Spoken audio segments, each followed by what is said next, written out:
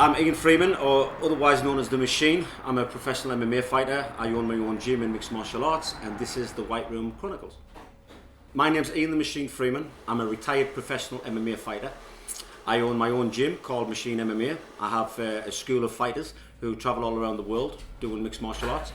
My daughter's a professional mixed martial artist. She's ranked #1 in the UK right now for her weight category. I'm also a mixed martial arts commentator. I commentate in Russia, Japan, Austria, you name it, all around the world. Well, I had a happy childhood. Mother and father very strict, but not strict to a sense where they used to beat me.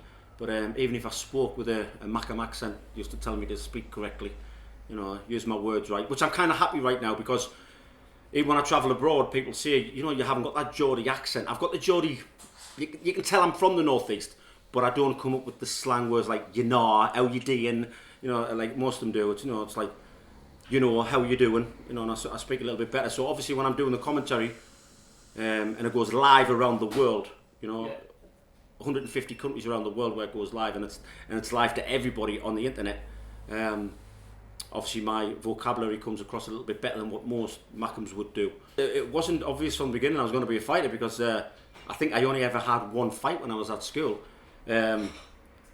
Luckily that fight, I won that fight, but it wasn't because I was a fighter or trained to be a fighter. It was, I think it was just basically the heart. You can't teach somebody heart, and what I mean by that is a lot of people, doesn't matter how good they fight, they'll give in, they'll quit. Whereas I would never quit, still never quit in my life, and I think that's where you sort of it comes from. But never ever become a fighter from a younger age. In fact, I wasn't until I was about 20 years old before I realised I could fight. Which was that's quite an older age, because I'd never had fights in my teens ever. Well, unfortunately, I was attacked when I was 18. I was drunk one night, and believe it or not, I used to work in a shoe shop. People look at Ian the Machine Freeman working in a shoe shop, but obviously then I was just Ian Freeman, a teenager. Me and the boss went out for a few drinks in Newcastle. We got really drunk, and then when I was coming home one day on the metro system, I noticed there was one guy lying down in a ball getting kicked by all these skinheads, and he was across the other line, so I shouted for them to stop. They looked over, seeing me, they stopped and ran up the stairs, and I was kind of proud of what I did.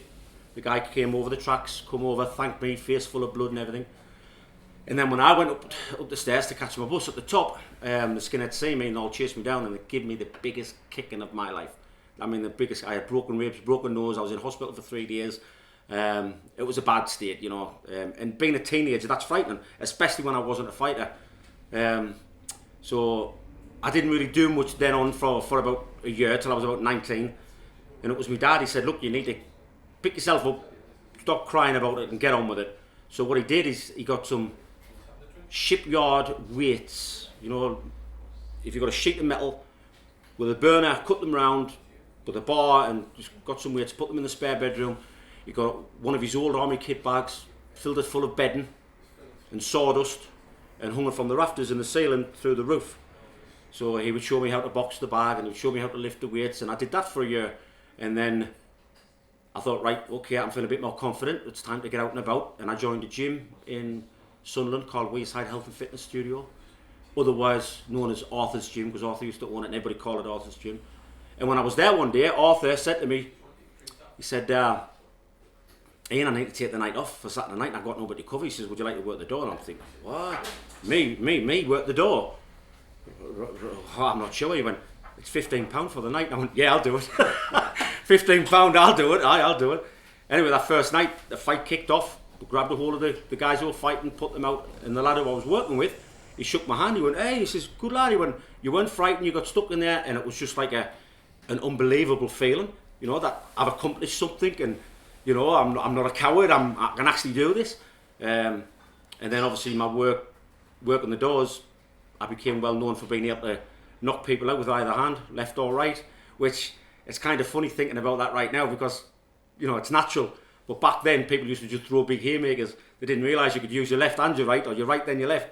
And I got a little bit of a name for myself, and before you knew it, people are asking me to look after their pubs, doormen are asking me if they can work for me, and You know, it just escalated from there, and I run a nice big empire in Sunderland. Mental illness, it doesn't matter how big or how small it is, it's out there, you know, and it's a big factor. There's a lot of people killing themselves through it, you know. A lot of people keep quiet about it, you know, so they don't ask for help, which, you know, obviously it's the wrong thing, but, you know, I'm a big believer in helping anybody with mental illness.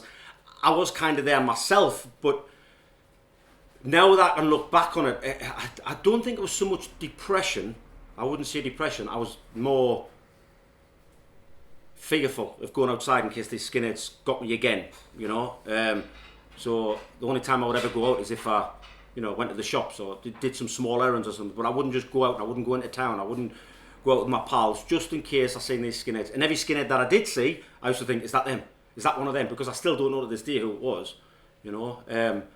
But obviously it was a mental block that I had, and it was something I had to get out of, and it's something I couldn't have gotten out of by myself until my dad says, look, you need to snap out of it. It wasn't his words that made me snap out of it. It was the actions. It was the doing something, you know, hitting the bar, weight training, you know, occupying my mind with something else, you know. I believe, I mean, and I'm sorry if I'm wrong about this, but I do believe that people who have sort of anxiety and mental health issues, everybody's going to feel the same way. They're going to feel anxiety. They're going to feel a bit worried. They're going to feel stressed.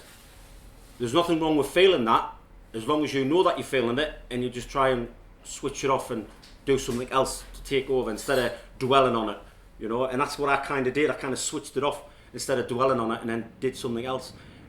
But then, like I say, working the doors, and I accomplished something by something minor. Now when I look at it, I just grabbed a hold of a guy and threw him out. He didn't even take a swing from me or nothing. It was just grab him, put him out. My other doorman grabbed someone else who was fighting with, put him out, and he shook my hand as if like I'd done something amazing. And I felt amazing, you know, because I all that time that I had sitting in the house, I knew I was no longer worried or frightened about the skinheads.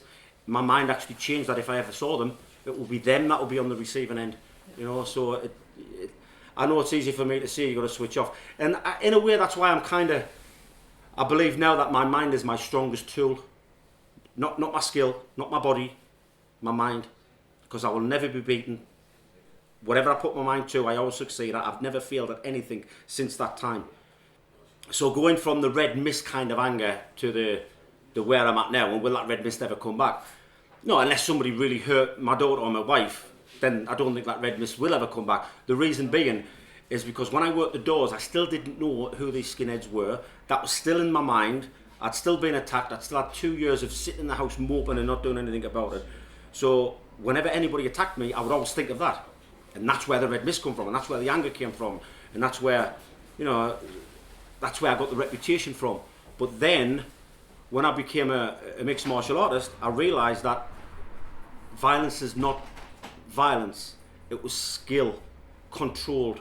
Two men competing against each other, trying to see who's the best at the skill that they have. And there's no red mist, because if you do that in a professional bout, and you get the red mist and you just get angry, you lose. You lose control. You lose.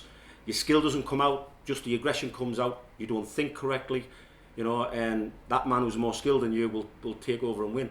Well, the martial arts in films, I wouldn't say that it's all rubbish. Obviously, you know, like you see, Jean-Claude Van Damme, and they are martial artists. They are kickboxers, but that's all they are, just kickboxers, you know. And you got your Steven Seagal, you know, your Krav Maga, and you know your wrist locks and your throws and everything. But that's all they are.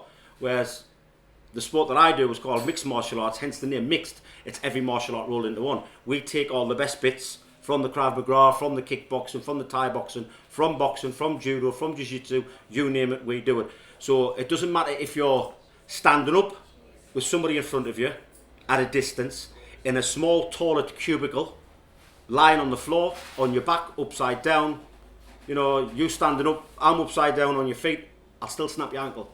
You know, so you're taking the best bits from all them skills and then putting them together. Whereas when you see it on the films, it's all just for entertainment, but they are still good martial artists in what they do. Well, violence has changed a lot from when I was younger and when I was working the doors. I mean, the main thing, it's got nothing to do with the higher prison sentences, or, you know, the higher police is there to stop you, because actually the police is lessened. It's the eye in the sky. It's the CCTV cameras. There's a lot of them around now. I mean, I'm talking around the pubs and clubs. There's you know, on council estates and stuff, there's not.